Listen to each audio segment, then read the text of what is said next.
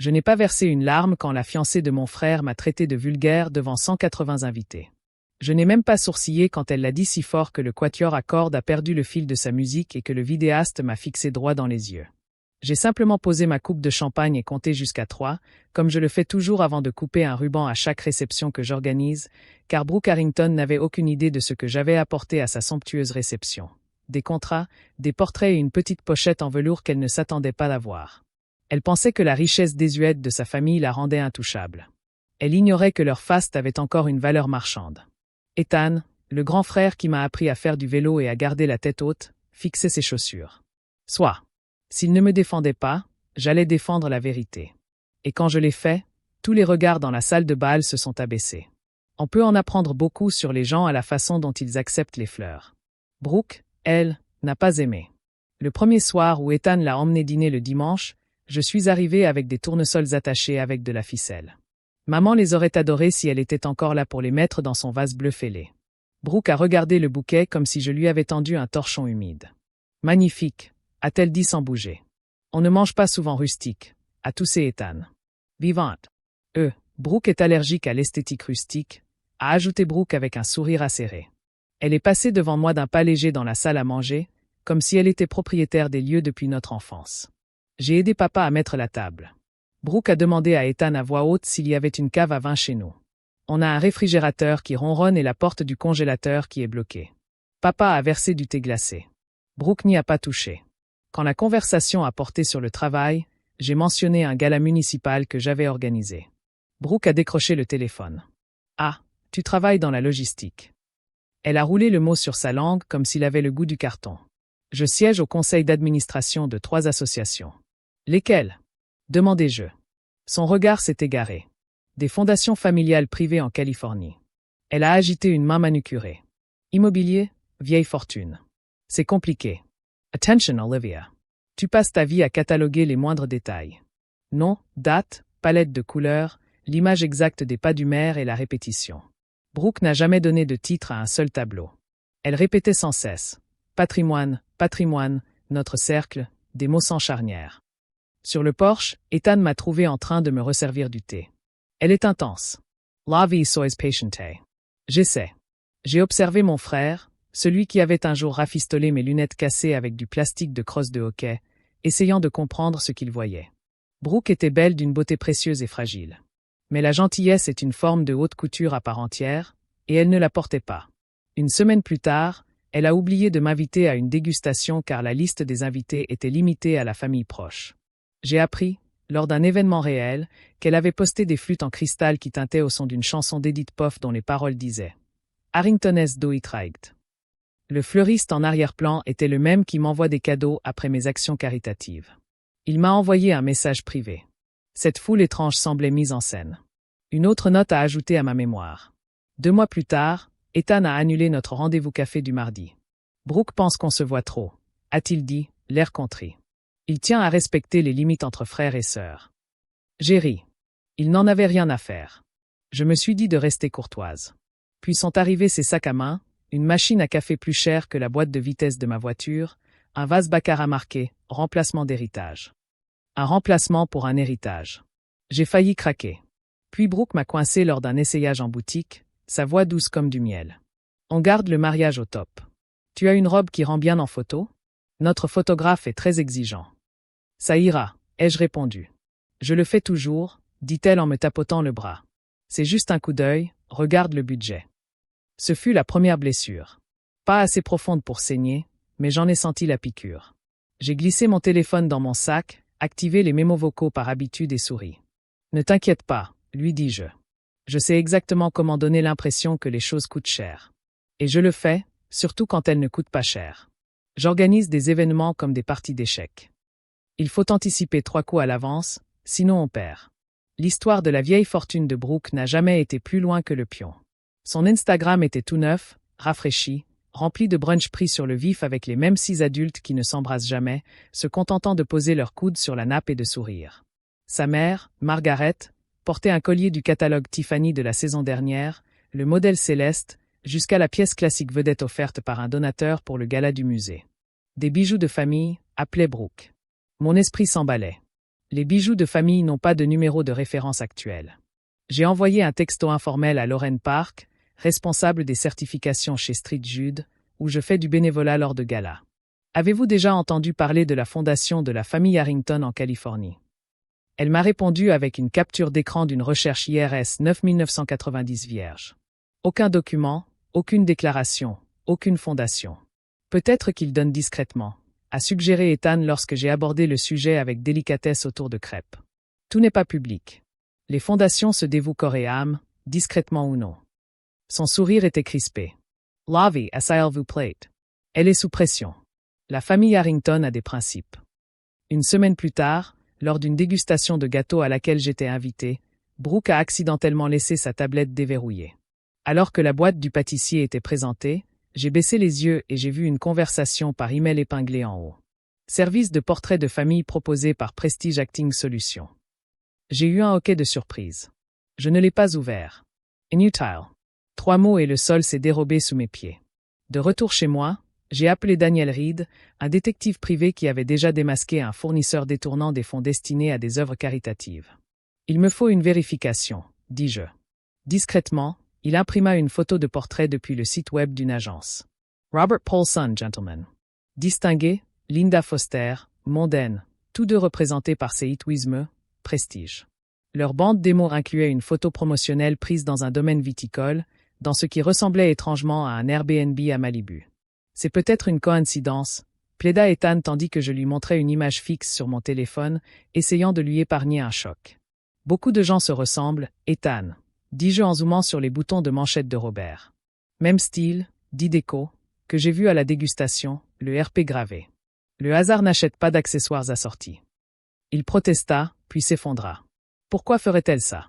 Parce qu'une histoire vaut moins qu'un pédigré. J'avalai le reste.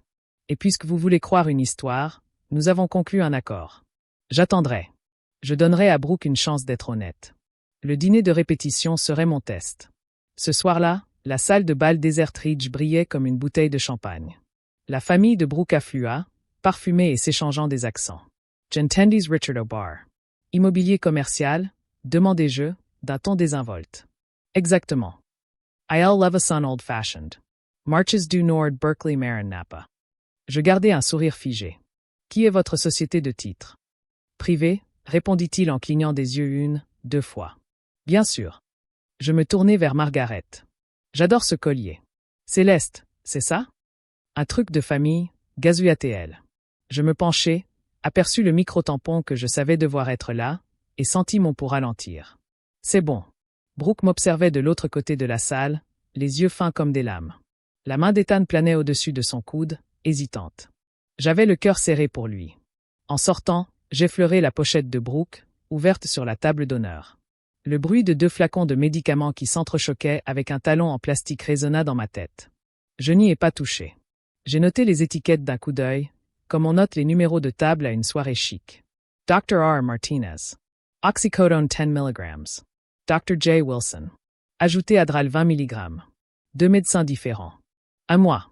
J'ai eu un mauvais pressentiment. J'ai envoyé un texto à Lorraine. Hypothèse. Quelqu'un jongle avec plusieurs ordonnances de stupéfiants. Sa réponse est arrivée vite. Illegal SI frauduleux. Dangereux aussi. Face attention. Oui. J'ai dormi 3 heures, puis j'ai repassé ma douce robe bleu marine. Maman l'adorait sur moi. Elle rend bien en photo. La vérité aussi. Le dîner de répétition était une véritable source d'inspiration.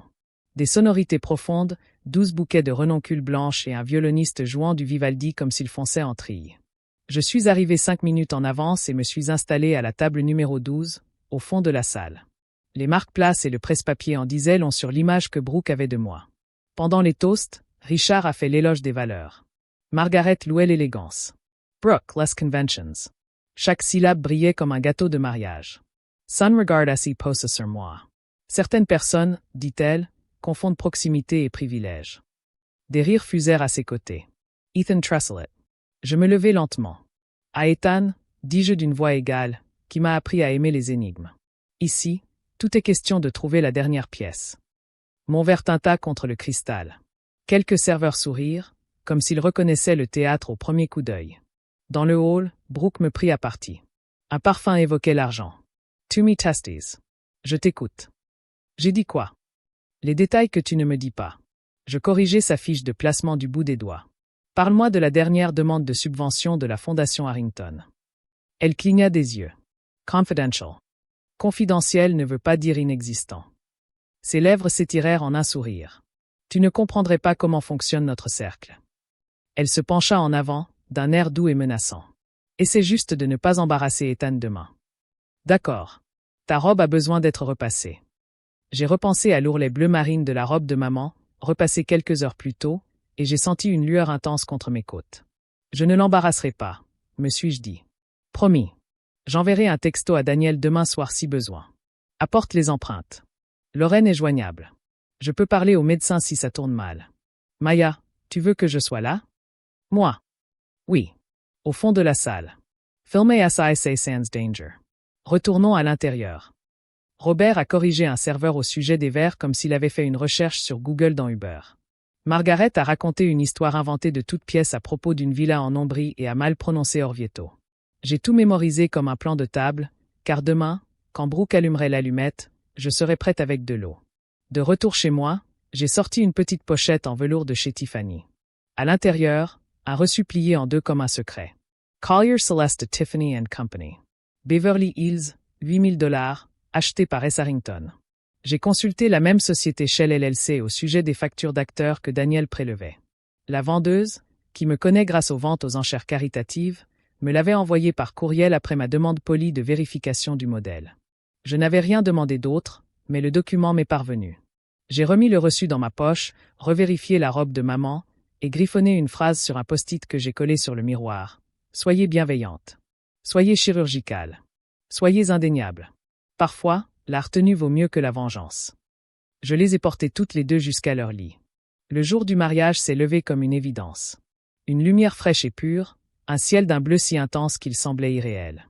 Je suis arrivé tôt sur le lieu de réception, en tant que membre du personnel. Des années d'organisation d'événements vous apprennent à pressentir une catastrophe une heure avant qu'elle ne commence. Dans le couloir de la suite nuptiale, j'ai revu les bouteilles lorsque le sac de Brox a basculé. Cette fois, 3 noms sont apparus sur les étiquettes. J'ai eu un mauvais pressentiment. Le rire d'Ethan résonnait à l'intérieur, un son que je connaissais depuis l'enfance et que j'entendais maintenant déformé, comme un vieux disque oublié un dimanche. Maya m'attendait dans le couloir du fond. Tu es sûr? J'en suis assez sûr pour poser la question en public. Je lui ai serré la main. Si elle dit la vérité, c'est fini. Si elle ment, c'est fini. Lorna envoie un texto à Olivia. Si elle consulte plusieurs médecins pour des médicaments contrôlés, ce n'est pas seulement contraire à l'éthique, c'est dangereux. Je peux expliquer les conflits de dosage si vous avez besoin d'une preuve médicale. L'acteur qui joue Daniel l'a confirmé sur les listes d'urgence. Il prépare une répétition familiale la semaine dernière. J'ai une photo portrait et la conversation par email que vous avez signalée. Vous voulez la photo en grand format ou des tirages? Je veux des tirages. La vérité devrait tenir dans une main. Au kiosque, Ethan rayonnait d'espoir. Tu es magnifique, dit-il en m'embrassant la joue. Maman aurait fait ça. Je sais, j'ai dégluti. Elle aurait réparé ta botte. Mes doigts l'ont fait automatiquement. La vie, il a scruté mon visage. S'il te plaît, ne bouge pas. Demande-moi de me taire à mes propres funérailles, ai-je dit doucement. Ne demande pas ça aux tiennes. La cérémonie se déroulait comme de la dentelle, délicate et complexe. Lorsque l'officiant s'apprêtait à dire « Prenez la parole », je sentis un silence pesant. Une salle pleine de gens retenait leur souffle, comme pour les faire s'incliner. Je tenais ma carte. J'attendais, car certaines vérités résonnent plus fort une fois le gâteau déroulé et le champagne à la main. Imaginez une salle de bal illuminée comme un écrin. Imaginez une femme en soie, souriant comme une feuille. C'était Brooke, qui se levait pour porter un toast. À la famille, dit-elle d'une voix mielleuse, aux normes, à la compréhension de la différence entre classe sociale et simple proximité. Son regard glissa vers moi. Des rires, à la fois sarcastiques et impatients, fusèrent. Elle poursuivit, nous venons tous d'horizons différents. Un autre regard glissa vers moi. Certains d'entre nous ont appris les bonnes manières. D'autres, les raccourcis. La main d'Ethan se posa sur le dossier de sa chaise et se referma. Je vis les tendons de son poignet se tendre comme des piquets de clôture. Brooke leva son verre. Ethan, mon chéri, merci de m'aimer suffisamment pour te lever avec moi. Il faut du courage pour amener certaines personnes dans des espaces civilisés. Elle fit un signe de tête vers la table 12. Quelqu'un près de moi murmura « Waouh !» Le quatuor à cordes trembla. Le vidéaste fit un nouveau panoramique. J'entendis ce petit bruit caractéristique d'une salle qui décide de se prêter au jeu. Je me levai. Puis-je, demandai-je. Ma voix était assurée. Cette assurance qui vous saisit quand vos genoux menacent de vous lâcher. Le maître de cérémonie hésita, puis baissa le micro que je tenais. Je me dirigeai vers la table d'honneur, ma robe captant la lumière comme de l'eau. Pour Brooke, dis-je en souriant. Qui m'a appris quelque chose d'important aujourd'hui. Elle me rendit mon sourire. Trop mignonne. Je me tournai vers les invités. J'organise des événements pour gagner ma vie. J'ai appris que la vérité est leur partage une règle. Si on triche, on finit toujours par y laisser sa peau. Je regardai la mère de Brooke. Margaret, puis-je voir votre collier? Il est magnifique. Elle se figea. Le sourire de Brooke Asafaka. Olivia, c'est du Tiffany céleste, n'est-ce pas? Demandai-je. Sorti la saison dernière. Je sortis un morceau de papier plié de ma pochette. J'ai apporté la confirmation d'achat du magasin de Beverly Hills. Pratique pour assurer les objets de famille. Un murmure parcourut la pièce, comme une tempête. Je tendis le reçu à la caméra. S. Harrington Consulting. Date, il y a 3 jours. La voix de Brooke était aiguë. Tu as imprimé un reçu? Tu es obsédé. Je restai calme. J'aime la précision. J. Regardie Richard. J'adore les histoires de famille. Parlez-moi encore de votre entreprise. J'essaie de trouver des propriétés à Harrington. La base de données du secrétaire d'État est vide. Déclaration fiscale vierge. Votre fondation aussi. Il déglutit. Nous restons discrets, plus discrets que la loi. Daniel s'avança discrètement et me tendit des enveloppes. J'en sortis 2 portraits. Robert Paulson, Linda Foster. Leurs visages paraissaient plus petits sur le papier glacé, mais la ressemblance était frappante. Vos agents vous présentent comme des messieurs distingués et des personnalités du monde. Félicitations pour votre travail régulier. Souffla-t-elle. Les couverts tintèrent contre les assiettes comme une averse. Brooke Retrofort. Espèce de psychopathe. C'est un sosie. N'importe qui peut en être un. J'ai ouvert la 2e enveloppe et en ai sorti une chaîne de main imprimée. Prestige Acting Solutions Harrington Consulting. Portrait de famille. 3e mois. Note finale. J'ai lu calmement. Si on vous pose des questions sur l'immobilier, parlez plutôt de vin ou de voyage. Évitez de nommer les entreprises. Insistez sur la discrétion. Entraînez-vous ou modifiez votre prononciation. Quelqu'un a reniflé. Le quatuor a baissé ses archets. Ethan fixait le papier comme s'il allait le mordre. Ça suffit, a sifflé Brooke. Tu es malade. Non, ai-je dit doucement. Je suis juste. J'ai pris son sac, l'ai retourné pour que l'étiquette soit face à la caméra, et puisque tu impliques ma classe là-dedans, parlons santé. Ça va. Hein? Pour la première fois, la peur a traversé son regard. 2 médicaments sur ordonnance, 2 substances contrôlées. Je n'ai pas précisé les dosages. Je ne suis pas flic. Si vous souffrez ou si vous avez des difficultés, il existe de l'aide. Mais humilier les travailleurs tout en mettant en scène une famille. J'ai secoué la tête. Ce n'est pas de la classe. C'est juste un costume. Brooke Asafaka micro. Ethan, dis quelque chose. Dis-lui de s'asseoir. Il ne l'a pas fait. Sa voix s'est brisée. Est-ce que tout cela est vrai? Son silence a répondu. La salle de bal a retenu son souffle, puis a expiré comme si la vérité elle-même occupait tout l'espace. Climax égale plus long, plus intense, avec des dialogues denses et des détails sensoriels. Le docteur Lauren Park s'est avancé du bord de la salle, sa carte d'hôpital rangée, mais son autorité indéniable. Je suis médecin, a-t-elle dit sans amplification, laissant simplement les consonnes résonner. Je ne suis pas là pour accuser qui que ce soit, mais mélanger plusieurs ordonnances de différents médecins peut être dangereux et, selon les circonstances, illégal. Si quelqu'un a besoin d'aide, cette société-là, a dit Brooke en reculant. Sors de mon mariage, Brooke, ai-je dit, baissant la voix pour attirer les gens plutôt que de les repousser. Tu aurais pu dire la vérité. Ethan t'aime. Il aurait dû t'aider, mais tu t'en es prise à moi. J'ai désigné du doigt le personnel aligné près des portes de la cuisine et j'ai regardé la fleuriste qui tenait une paire de ciseaux comme un talisman. Tu nous as tous attaqués. Nous, a sifflé Brooke. Les gens qui rendent des pièces comme celle-ci si belles sans avoir à se faire passer pour quelqu'un d'autre. Tais-toi, a-t-elle sifflé. Tu es jalouse de quoi? Ai-je demandé. Des reçus. Daniel a tendu une autre feuille. Des factures, a-t-il dit doucement. 3 mois de salaire journalier, 6 acteurs, des dîners avec les coachs, un brunch répété. Le père de Brooke s'est levé brusquement en grattant les chaises. On n'a pas besoin d'eux. Sa mère a tiré sur sa manche. Robert, a-t-elle murmuré, oubliant son personnage. Quelqu'un près d'eux a dit « Oh mon Dieu !» Comme une prière. Les téléphones ont sonné, mais plus lentement qu'on ne l'aurait cru. Même les plus affamés voulaient en voir plus qu'ils ne voulaient en publier. Un silence s'est installé, comme si la salle réalisait que le troisième acte était arrivé. Les jointures d'Ethan blanchissaient sur le dossier de sa chaise. « Brooke, pourquoi ?» Elle le regarda et, un instant, elle perdit tout. L'accent, la posture, le calcul. Une fille ordinaire, apeurée, le regard perdu dans une robe hors de prix. « Parce que tu ne m'aurais même pas regardé 2 fois, murmura-t-elle. « Parce que ta sœur donne l'impression que tout est facile. Et je voulais que le monde paraisse facile. Je te voulais, toi, dit Ethan sèchement. Pas un choix d'embauche. Et qu'aurais-tu fait en rencontrant ma vraie mère à Canton et mon père en salopette d'agent d'entretien? Son sourire s'est tordu quand tu as vu mon appartement avec des cloques de peinture au plafond. Tu parles d'êtres humains.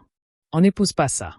Je t'aurais emmené déjeuner chez Gio et je t'aurais appris à faire tomber les bulles d'air d'un mur avec un couteau à mastic, dit-il. Sa voix se brisa pendant le petit déjeuner. Je ne sais pas pourquoi c'est ce qui m'a fait rire, mais c'est comme ça.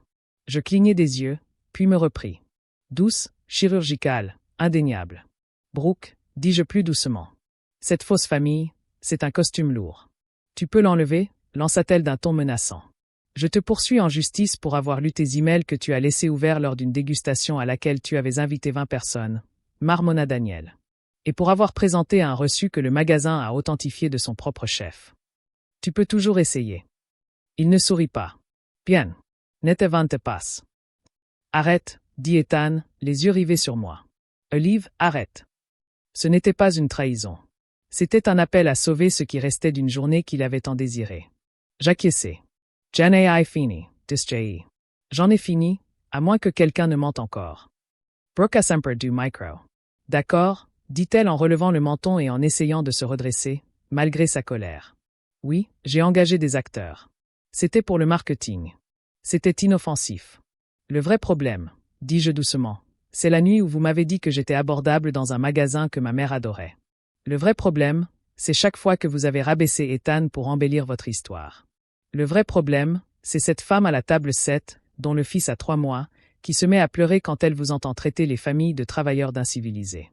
Les personnes à la table 7 pleuraient déjà, et je les admirais pour leur courage. C'est de l'abus de pouvoir, annonça Brooke à l'Assemblée. C'est une chasse aux sorcières. Le Dr. Park croisa las bras. L'abus de pouvoir, c'est quand les puissants s'en prennent aux vulnérables. Ce que je vois, ce sont les travailleurs vulnérables, les frères et sœurs, les patients qui finissent par dire « Non, silence ». Même le chauffage semblait fonctionner, puis un bruit sourd. La poignée de la bouteille de Brooke a dégringolé de la table d'honneur, les flacons roulant comme de petits tambours. Ils ont heurté une nappe et se sont immobilisés, les étiquettes arrachées. L'objectif de la caméra a zoomé instinctivement.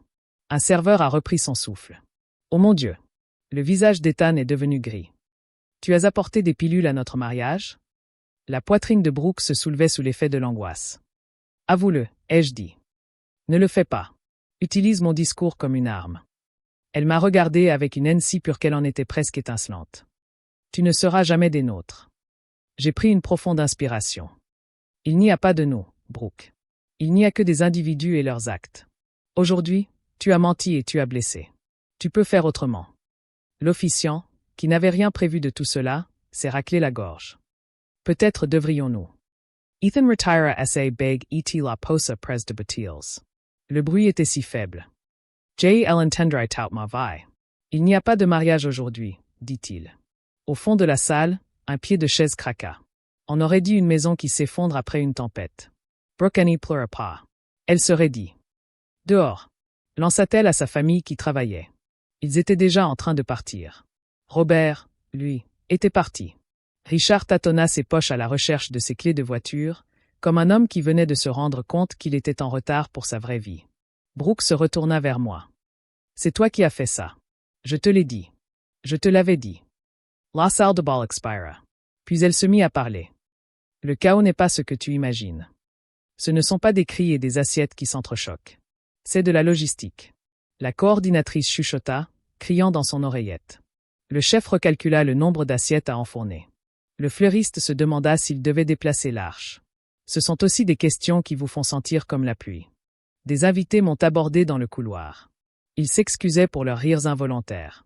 Une cousine adolescente, du côté de Brooke, a demandé doucement « Est-ce qu'elle va bien ?» Je lui ai répondu que je l'espérais sincèrement. Le docteur Park parlait à Brooke à l'écart. J'ai aperçu une main à son coude, comme si quelqu'un lui tendait une porte. Brooke l'a repoussée. L'orgueil est comme une pièce fermée à clé avec un lustre que personne ne peut allumer. Daniel m'a fait un dernier résumé. Les brunchs de coaching payés par Shell LLC. Un planning de casting qui aurait été amusant s'il n'avait pas brisé le cœur de mon frère. Ethan m'a trouvé dans le silence de la salle à manger, près des étagères d'assiettes propres qui n'allaient pas être utilisées. Sa cravate était de travers. Il ressemblait à un garçon qui avait construit une cabane et que la marée avait emporté. « Désolé » a-t-il dit. « Pourquoi ?»« Parce que tu n'as pas vu ce qui était mis en scène. » J'ai remis sa cravate en place. « Tu voulais aimer quelque chose. Ce n'est pas un crime. Je t'ai demandé de te taire et je t'ai promis d'être gentil, ai-je dit. J'ai essayé. » Il a fermé les yeux. « Tu es un souffle. Maman aurait-elle voulu ça? Elle aurait détesté la famille Tiffany. J'ai dit qu'elle t'aurait adoré pour avoir choisi la vérité. Il a ri une fois. Horrible et magnifique. Bien sûr qu'elle l'aurait fait. La police n'est pas venue. Ce n'était pas ce genre d'histoire. Du moins pas encore. Mais le lendemain matin, les emails seraient capturés d'écran, la commode taguée, les reçus détournés en même. Je détestais ça et je l'acceptais. On ne peut pas allumer un lustre et ensuite dire à la pièce d'oublier la lumière. J'ai écrit un email au fournisseur. Paiement intégral. Donnez un pourboire à vos équipes. Personne n'est lésé parce que 2 personnes sont fauchées. Dimanche, la vraie mère de Brooke a appelé Ethan de l'Ohio, la voix tremblante au haut-parleur. On ne l'a pas élevé pour mentir comme ça, a-t-elle dit. On l'a perdu de vue à force d'essayer d'être à la hauteur. On va l'aider à se faire aider, sanglota Ethan après avoir retenu des larmes silencieuses et profondes, la première chose sincère qu'il ait pu faire depuis des mois. Lundi, j'étais assis avec papa, qui avait suivi ses propres conseils malgré la tempête. Il a épluché une orange au-dessus de l'évier et m'a dit « Tu as porté la force de ta mère en toi. » Puis il m'en a tendu un morceau. C'était parfait, acidulé et nature. J'ai sucé le jus sur mes doigts et pensé à toutes ces petites choses agréables qui n'ont pas besoin de communiqué de presse. 3 semaines plus tard, j'organisais une collecte de fonds en ville pour une clinique qui soigne les addictions sans condescendance. Nous avons tamisé les lumières et réglé les micros sur une température plus élevée que d'habitude. Pendant les répétitions, je repensais sans cesse à la salle de bal où la vérité avait enfin résonné telle qu'elle. Ethan a commencé à fréquenter Alano. Il a appris à poser des limites et à s'y tenir. Il venait le jeudi avec de la glace de marque et des résumés des réunions de groupe, où hommes et femmes apprenaient où s'arrête l'amour et où commence la dépendance. J'ai appris à écouter sans interpréter ses sentiments. Brooke a suivi une cure de désintoxication, puis l'a quitté, puis y est retourné. La guérison n'est pas un escalier droit. C'est une spirale d'étapes manquées. Le Dr. Park m'a envoyé un texto. Parfois, elle avait une bonne journée. Parfois. Pas aujourd'hui, mais peut-être demain. L'espoir est ainsi cyclique. L'organisme a retiré le dossier familial de son site web. Quelqu'un avait encore la page validée. Internet n'oublie jamais, mais les gens, si. Un dimanche, Ethan et moi sommes allés au lac en voiture. Il lançait des cailloux, en prenant soin d'éviter les canards. « Tu ne l'as pas humilié », a-t-il fini par dire. Elle l'a bien cherché. Je sais, ai-je répondu. Et j'aurais tellement aimé trouver une autre solution. Il a hoché la tête. Tu as choisi le scalpel. Elle a apporté les couteaux. J'ai ri, car parfois, un frère doit te tendre une corde pour te retenir quand le monde tourne autour de lui. Le fil a tiré un tapis léger sur l'eau. Un enfant a appelé son père à grands cris. Une femme a ouvert un panier de pique-nique comme un chapeau de magicien. Ce soir-là, à la maison, j'ai décroché la robe bleu marine de maman et j'ai lissé l'ourlet. Elle sera magnifique en photo au prochain mariage auquel j'assisterai, et je pourrai danser dedans sans me soucier des prises. Je vois maintenant la classe comme je vois les lustres, beau, mais inutile si le câblage est défectueux. Ce qui illumine une pièce, ce n'est pas le cristal. C'est une main sur ton dos qui te soutient quand le sol se dérobe sous tes pieds. C'est une sœur qui prend la relève quand son frère ne le peut pas. C'est une médecin qui se présente sans plateau, car elle sait que sa parole vaut mieux que son titre. Brooke disait que je ne serais jamais des nôtres. Elle avait raison. Je n'ai pas ma place dans ces cercles d'imagination. Je suis du genre à arriver en avance, à ranger les câbles, à installer les chaises et à dire les choses telles qu'elles sont, même si ça coûte cher. Nous ne sommes pas de la vieille aristocratie. Nous sommes de la vieille force brute. Nous tenons bon. Et quand on nous traite de gens de basse extraction, nous ne baissons pas les yeux. Nous relevons la tête.